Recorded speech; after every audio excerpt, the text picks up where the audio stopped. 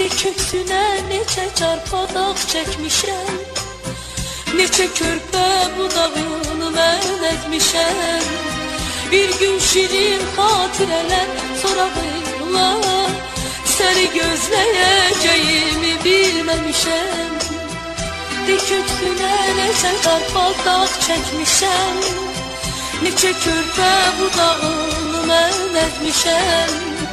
Bir gün şirin xatirələr sorağıyla səni gözləyəcəyimi bilməmişəm. İndi sənin budağında bir iz qoymaq müşkül olur. El çatmayan arzular tək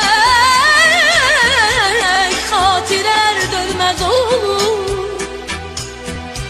İndi yoxsan yuxularda mən gördüyüm dünyam kimi. İndi yoxsan o göylərdə